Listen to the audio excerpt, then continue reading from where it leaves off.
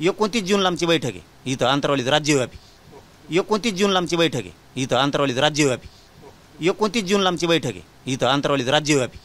29 जून. आत्ता कोणाला आपल्या आरक्षणाबद्दल अंतरवालीत येऊन चर्चा करावं वाटली, कोणाला आपल्या लेकराची माया आहे मराठ्यांच्या, मग त्या आमदाराला 29 आहेच नाही. ते 29 म्हणजे ऑगस्ट नाही, 2029 बोगाच. 2029 बोगाच. मग बोगाच. मग त्या आमदाराला 29 आहेच नाही. ते 29 म्हणजे ऑगस्ट नाही, 2029 बोगाच. मग बोगाच. मनोज जरांगे पाटील 29 जून रोजी आंतरवाली सराठी ठिकाणी राज्यस्तरीय बैठक घेणार आहेत आणि त्या बैठकीमध्ये मोठा निर्णय सुद्धा घेणार आहेत. कारण की 29 ऑगस्ट 2025 रोजी मनोज जरांगे पाटील हे मुंबईच्या दिशेने वाटचाल करणार आहेत आणि सरकारला एक मोठा इशारा सुद्धा देणार आहेत. आता मनोज जरांगे पाटील आणि 29चा आकडा नेमकं काय सांगतो? जर मनोज जरांगे पाटलांनी 2024च्या विधानसभा निवडणुकीमध्ये जर उमेदवार दिले असते तर नक्कीच 29 आमदार निवडून आले असते का? 29 आकडा आणि मनोज जरांगे पाटील यांचं नेमकं काय नातं आहे हेच आपलं सविस्तर या व्हिडिओमध्ये बघायचं आहे. पण जर तुम्ही अजूनही आपलं चॅनल सबस्क्राईब केलं नसेल तर लगेचच सबस्क्राईब करून घ्या आणि बाजूला असणाऱ्या बेल नोटिफिकेशनला सुद्धा ऑन करायला विसरू नका. मनोज जरांगे पाटलांनी 29 जून 2025 रोजी जालना जिल्ह्यातील अंतरवाली सराठीमध्ये एक राज्यस्तरीय बैठक घेणार असल्याचं सांगितलंय. ही जी बैठक आहे या बैठकीमध्ये 29 ऑगस्ट 2025ला जो मुंबईच्या दिशेने मोर्चा जाणार आहे त्या मोर्चाचं नियोजन या बैठकीमध्ये असणार आहे आणि या बैठकीमध्येच राज्यातल्या 288 जे आमदार आहेत त्यांना फोन केली जाणार आहेत. म्हणजे तशी प्रोसेस सुरू झालेली आहे की प्रत्येक मतदारसंघातल्या आमदाराला फोन करणं आणि मराठा आरक्षणासंदर्भात तुमची भूमिका नेमकी काय हे विचारणं सुरू झालंय. मग किती आमदारांनी फोन केले आणि किती आमदार हे मनोज जरांगे पाटलांना भेटण्यासाठी आंतरवाली सराठीमध्ये येतात? तशी बैठक 29 जूनला आंतरवाली सराठीमध्ये पार पडणार आहे आणि त्यानंतर आमदारांना अजून काही कालावधी दिला जाणार आहे की ते आंतरवालीमध्ये येतात का आणि खरंच मनोज जरांगे पाटलांसोबत चर्चा करतात का. आता 29 तारखेलाच राज्यस्तरीय बैठक आहे तर 29 ऑगस्ट 2025ला जरांगे पाटलांचा मोर्चा मुंबईच्या दिशेनं निघतोय. 29चा आकडा सातत्यानं पुढे येतोय. जर आपण या सगळ्या गोष्टींचा विचार केला तर मनोज जरांगे पाटलांचं जे आंदोलन होतं ते सुद्धा 29 ऑगस्ट 2023ला आंतरवाली सराठीमध्ये सुरू झालं होतं आणि त्या ठिकाणी कशा पद्धतीनं लाठीचार्ज झाला. मनोज जरांगे पाटलांचं नाव संपूर्ण राज्यामध्ये मोठं झालं. देशभरामधून मनोज जरांगे पाटलांना मोठा पाठिंबा देखील मिळू लागला. बघता बघता मनोज जरांगे पाटलांचं जे आंदोलन आहे, उपोषण आहे हे राज्यभर पसरलं आणि जरांगे पाटलांचं नाव आज देशभरामध्ये पोहोचलेलं आहे.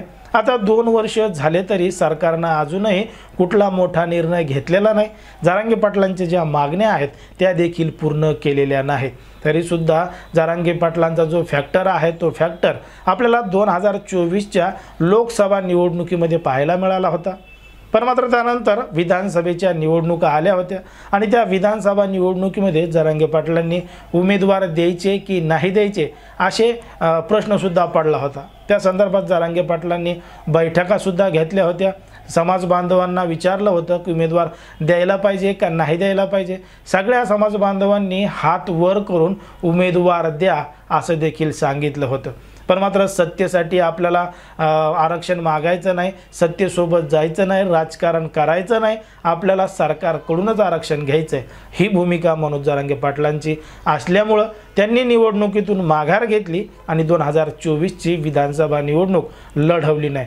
त्याच्या अगोदर लोकसभा निवडणुकीमध्ये भरघोस यश जरांगे पाटलांना मिळालं होतं कारण की जरांगे फॅक्टर मोठ्या प्रमाणात चालला होता. मग जरांगे पाटलांनी जर 2024च्या विधानसभा निवडणुकीमध्ये उमेदवार दिले असते तर 29 आमदार निवडून आले असते अशी शक्यता सुद्धा वर्तवण्यात येत आहे. कारण की जरांगे पाटलांसाठी 29 हा आकडा लकी आहे असं देखील सांगितलं जातं. याचं महत्त्वाचं कारण म्हणजे मनोज जरांगे पाटील हे मराठा आरक्षणासाठी, समाजासाठी मागच्या अनेक वर्षापासून लढत आहेत. वेगवेगळ्या पद्धतीचे आंदोलनं, उपोषणं ते गावामध्ये, तालुक्यामध्ये, जिल्ह्यामध्ये, मराठवाडा विभागामध्ये करत होते. पण मात्र जरांगे पाटलांचं गाव जास्तीत जास्त जिल्ह्याबाहेर सुद्धा कोणाला माहीत नव्हतं. पण मात्र तारीख आली 29 ऑगस्ट 2023ची. 29 ऑगस्ट 2023ला मनोज जरांगे पाटलांनी जालना जिल्ह्यातील आंतरवाली सराटीमध्ये अमरण उपोषण चालू केलं आणि तिथूनच जरांगे पाटलांचं नाव राज्यभर पोहोचलं. त्यानंतर जरांगे पाटलांनी 29 जुलै रोजी राज्यस्तरीय बैठक आयोजित केलेली आहे आणि त्यानंतर 29 ऑगस्ट 2025मध्ये मुंबईच्या दिशेनं सुद्धा मोर्चा नेणार आहेत. आता ही 29 तारीख असताना जरांगे पाटलांनी पुन्हा एक उल्लेख केलेला आहे की जर आता सरकारनं निर्णय घेतला नाही, आमच्या मागण्या समजून घेतल्या नाही किंवा त्याच्यावर मार्ग काढला नाही तर 2029मध्ये सरकारचा भुगा करणार असं देखील जरांगे पाटलांनी सांगितलेलं आहे. म्हणजे 2029च्या विधानसभा निवडणुकीमध्ये त्या आमदारांचा भुगा करू, त्या जरांगे पाटलांच्या भाषेमध्ये त्यांचा सुपडा साफ करू, जे आमदार मराठा आरक्षणासंदर्भात बोलणार नाहीत, चर्चा करणार नाहीत किंवा त्यांच्या मागण्या सरकारपर्यंत पोहोचणार नाहीत, अशांचा मात्र ते भुगा करणार आहेत असं स्वतः मनोज जरांगे पाटलांनी सांगितलं. मग वारंवार जरांगे पाटलांच्या अवतीभोवती 29चा आकडा दिसतोय, त्यामुळं हा आकडा जरांगे पाटलांसाठी लकी तर नाहीये ना, असा देखील प्रश्न काही जणांनी उपस्थित केलेला आहे. ज्या पद्धतीनं मनोज जरांगे पाटलांचं आणि 29चा आकडा हा समोर आलाय त्याच्यावर तुम्हाला काय वाटतं हे अगदी स्पष्टपणे कमेंटमध्ये सांगा. आणि अशाच पद्धतीचे नवनवीन व्हिडिओ पाहण्यासाठी आपल्या चॅनलला लगेच सबस्क्राईब करा.